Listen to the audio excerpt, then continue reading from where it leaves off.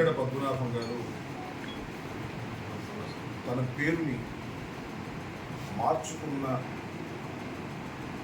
మార్చుకున్నారని తెలిసిన దగ్గర నుంచి, అధికారంగా తెలిసిన దగ్గర నుంచి, గుంటూరు నుంచి ప్రత్యేకంగా వచ్చి వారిని అభినందించాలనే ఉద్దేశంతో చాలా రోజుల నుంచి ప్రయత్నం చేస్తున్నాను. కానీ ఈ రోజుకి ఎందుకు ఆయన్ని అభినందించాలని అనుకుంటున్నానంటే, నాకు చాలా కాలం నుంచి వాళ్ళు పనిచేస్తున్నాను. ముఖ్యంగా నేను న్యాయవాద వృత్తి చేస్తున్నాను. శాసనసభ్యుడిగా కాకముందు, దట్టు వంగవీటి మోహన్ రంగా గారి హత్యకు ముందు ఒక చరితాత్మకమైనటువంటి మీటింగ్ విజయవాడ నడిబొడ్డులో కాపునాడు పేరుతో జరిగినప్పుడు ముద్రగడ పద్మనాభం గారు తెలుగుదేశంలో ఉన్నారు.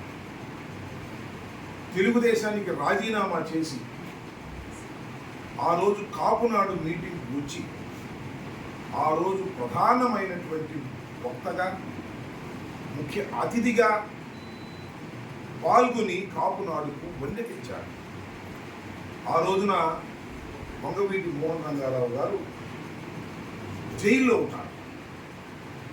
ఆ రోజు తృణప్రాయంగా తన పదవిని వదిలి కాపునాడుకు హాజరైన దగ్గర నుంచి వారంటే నాకు ప్రత్యేకమైనటువంటి అభిమానం. అంతేకాదు, అనేక సందర్భాలలో మొండిగా వ్యవహరించేవారు, ఘాటుగా వ్యవహరించేవారు, ఆవేశపడేవారు. చాలా సందర్భాలు కాపుల కోసం, కాపుల్లో నిరుపేదల యొక్క యువకుల్ని ముందుకు తీసుకువెళ్ళాలని ప్రస్తుత ముఖ్యమంత్రి నారా చంద్రబాబు నాయుడు గారు కాపుల రిజర్వేషన్ చేస్తాను అని అధికారంలోకి వచ్చిన తర్వాత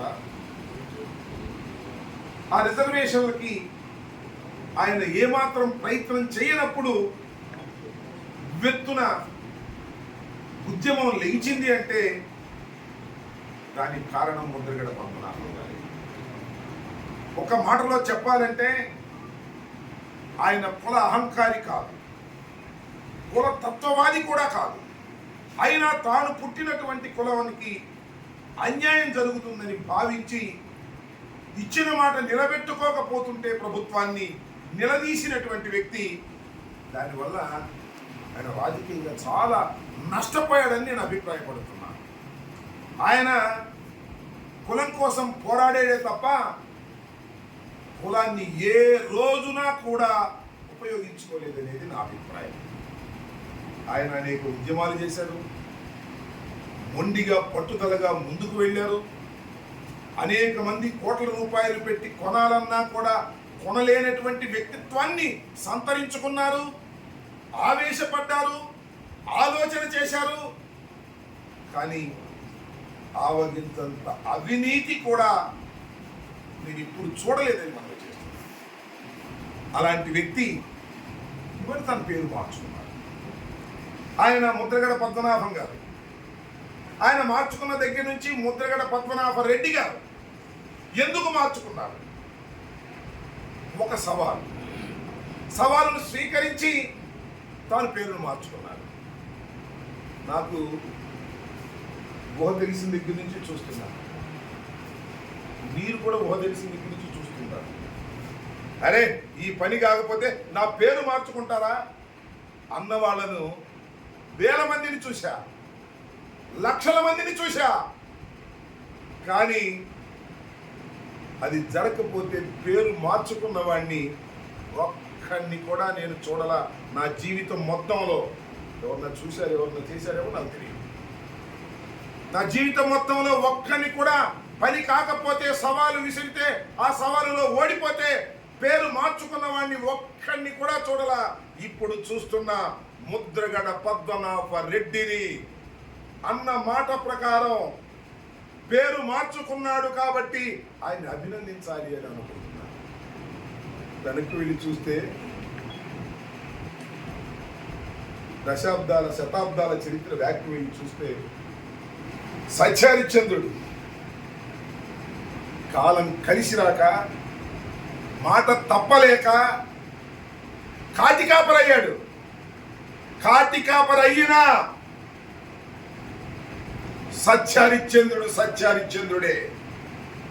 పేరు మారినా ముద్రగడ పద్మనాభమే అని చెప్పాలనే ఉద్దేశంతో నేను వచ్చా. నాకు తెలుసు, నేను శాసనసభ్యుడిగా ఉన్నప్పుడు కూడా మంత్రి చేశారు ఒక ఆయన, సంగీతం వెంకటరెడ్డి గారు. పుట్టుకతోనే ఆయన పేరు సంగీతం వెంకటరెడ్డి. ఆయన ఏమని పిలిచేవాళ్ళు? ఇక్కడ పెదకాపు అని పిలిచేవారు. ముద్రగడ పద్మనాభం గారు కూడా పెదకాపే. మరి మాట్లాడితే పెద్ద పెద్ద కాపు అని నేను నమ్ముతున్నా. అలాంటి ముద్రగడ పద్మనాభం గారు అరుదైనటువంటి వ్యక్తులు రాజకీయాల్లో ఉంటారు. వారి దగ్గరకు వచ్చి వారిని నిజంగా నేను ఒక శాలువ ఒక బొకే తీసుకొచ్చి సన్మానిద్దామని తీసుకొచ్చా.